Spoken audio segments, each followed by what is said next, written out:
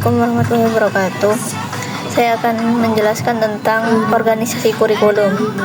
Pengertian kurikulum secara etimologi berasal dari kata kurikulum dari bahasa Yunani, yaitu kurer, yang artinya jalur lari yang harus diselesaikan pelari dari awal sampai akhir, yang kemudian diterapkan pada konteks institusi pendidikan. Dalam bahasa Arab, kurikulum disebut manhaj, yang dimaknai sebagai jalan terang atau jalur yang dilalui manusia dalam perjalanan hidupnya.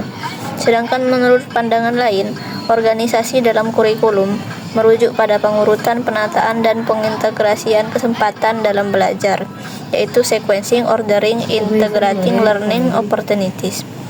Yang kedua yaitu faktor-faktor yang perlu dipertimbangkan dalam organisasi kurikulum. Yang pertama adalah ruang lingkup.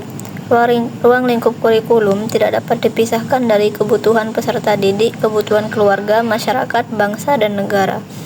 Yang kedua yaitu sequence. Sequence menentukan bahan pelajaran disajikan apa yang dahulu, yang kemudian, dengan maksud agar proses berjalan dengan baik. Faktor-faktor yang turut menentukan urutan bahan pelajaran antara lain, yang pertama yaitu kematangan anak, yang kedua adalah latar belakang pengalaman atau pengetahuan, yang ketiga adalah tingkat intelijensi, yang keempat minat, yang kelima kegunaan bahan, dan enam kesulitan bahan pelajaran. Yang ketiga adalah kesinambungan, continuity, yaitu kontinuitas kurikulum dalam organisasi perlu diperhatikan, terutama berkaitan dengan substansi bahan yang dipelajari oleh siswa. Jangan sampai terjadi pengulangan ataupun loncat-loncat yang tidak jelas tingkat kesukarannya. Yang keempat yaitu terpadu, integrated. Terpadu atau integrated ini faktor yang berangkat dari asumsi bahwa bidang-bidang kehidupan memerlukan pemecahan secara multidisiplin. Artinya, jika guru membangun subjek-centered kurikulum, maka besar kemungkinan pengetahuan yang diperoleh peserta didik menjadi terlepas dan tidak fungsional. Yang kelima adalah keseimbangan atau balance. Keseimbangan ini dapat dipandang dari dua segi, yaitu yang pertama keseimbangan isi tentang apa yang dipelajari, dan yang kedua yaitu keseimbangan tentang cara atau proses belajar. Yang keenam adalah waktu atau times. Kurikulum harus dituangkan dalam bentuk mata pelajaran atau kegiatan belajar beserta waktu yang disediakan untuk masing-masing pelajaran.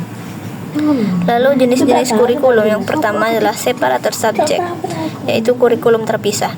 Separated subject kurikulum atau kurikulum terpisah adalah model kurikulum di mana mata pelajaran disajikan kepada peserta didik secara terpisah satu sama lain tanpa adanya keterkaitan antara mata pelajaran. Yang kedua yaitu correlate kurikulum, yaitu mata pelajaran gabungan. Inti dari organisasi kurikulum adalah upaya untuk menciptakan keterkaitan atau korelasi antar mata pelajaran meskipun batasan materi setiap pelajaran tetap dipertahankan. Yang ketiga ada integrated kurikulum, yaitu kurikulum terpadu. Kurikulum terpadu ini menyajikan bahan pelajaran secara unit dan keseluruhan tanpa mengadakan batas-batas satu pelajaran dengan yang lainnya. Yang keempat ada broad fit kurikulum, yaitu cakupan luas. Tingkat korelasi antar mata pelajaran dapat diperluas hingga batas-batas pelajaran individual dalam suatu kelompok rumpun ilmu tidak lagi terlihat. Mungkin hanya itu yang dapat saya sampaikan. Assalamualaikum warahmatullahi wabarakatuh.